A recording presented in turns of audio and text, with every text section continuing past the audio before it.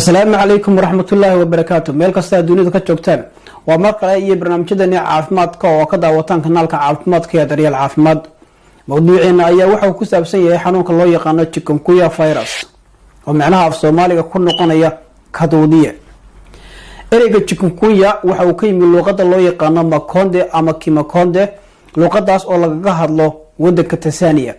macnihiisu ereygan waxa weeyaan inuu marka qofku uu socon kari waayo ama socodkii marka aan u saamaxaynin, taas oo keenaysa in qof marka uu noqdo qof marka bukaana muuqaal ahaan, taas oo marka uu kaga dhaco inta badan iskooysyada. Chikungunya virus waxa uu ka tirsan yahay family-ga loo yaqaano Toglopheridae family, waana RNA virus. sanadii 1952 ayaa waxa uu ka dilaacay dalka Tansaaniya. taariikh ahaan xanuunka chikungunya waxa loo tixgeliyaa inuu yahay xanuunada loo yaqaan tropical diseases oo ka dhaca inta badan kulaalayaasha.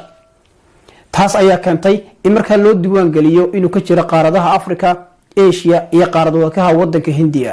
si kastaba ha ahaatee 2007 ayaa waxa uu ka dilaacay dalal kale oo hor leh oo adduunka sida Talyaaniga, Faransiiska, Croatia iyo sidoo kale jasiiradaha Caribbean-ka.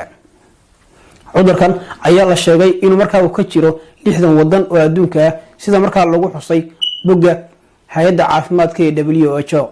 faafitaanka cudurkan chikungunya virus ama kaduudiyaha waxa faafisa female mosquito kadib markay qaniinto qof markaa cudurkan ama viruskan markaa uu dhiigiisa uu ku jiray.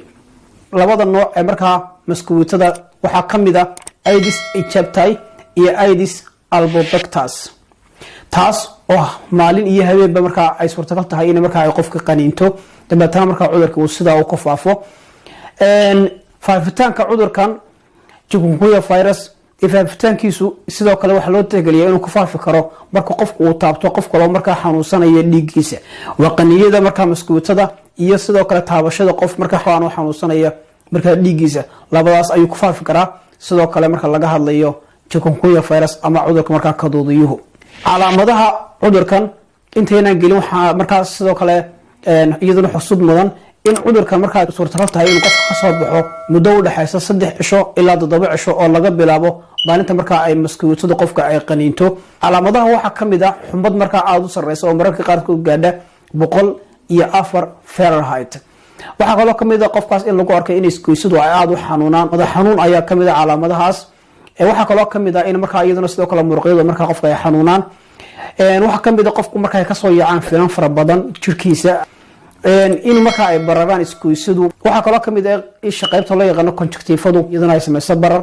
calaamadaha kale lagu arko qofka waxa kamid ah matag iyo lugu ama lalabo. baaritaanka sida marka cudurka la baaro waxa laga baarayaa qofkaas in marka qofka dhiiggiisa la soo qaado dabeetana laga baaro chikungunya virus.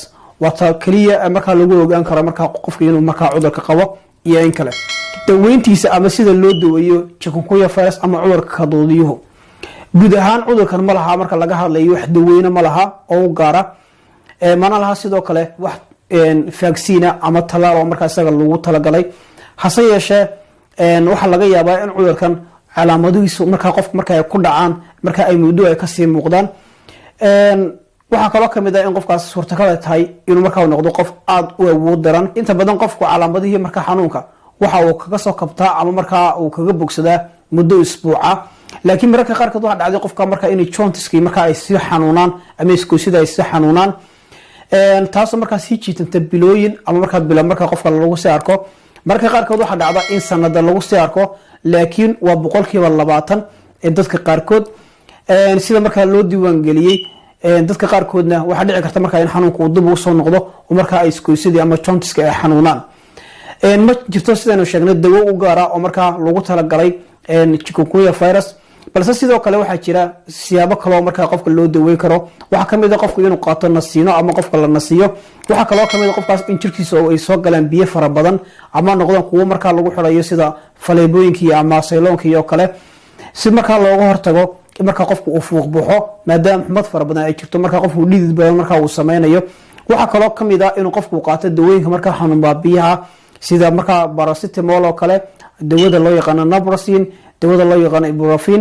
dhammaan dawooyinkaas marka waxay sameeyaan in marka ay xumada iyo sidoo kale xanuunka marka ka jira iskooysida ay marka hoos u dhigaan. marka qaar kood waxa dhici karta inuu marka xanuunkan uu qaato muddooyin dabeetana qofku uu ka cawdo in marka iskooshida ay si xanuunayaan iyo murqihii oo kale sida ugu wanaagsan marka loo daweyn karo waxa kamid ah in qofku qaato waxa loo yaqaano ama uu markaas uu tago meelaha lagu sameeyo physiotherapy ama meelaha marka qofka jimicsiga lagu siiyo si marka xubnihiisa marka ay awood ugu yeelan karaan inay u shaqeeyaan marka inahaas kamid ah marka sida qofka xanuunka looga daweeyo hortaga iyo sidoo kale xakameynta cudurka waxa kamid ah in la marsado waxyaabaha marka insectiga xakameynaya marka qofku aan u soo dhawaan karin marka aan maskuutada aan qaniini karin waxa kale oo kamid ah in marka waxyaabaha uu marin karo dharka marka uu xiran yahay waxa kale oo kamid ah in qofkaas xidho dhar marka jirkiisa oo dhan ka wada qaranaya oo aan u saamaxayn maskuutadii ay qaniinto inuu guriga marka gudihiisa joogo hadii ay suurtagal tahay ama inta badan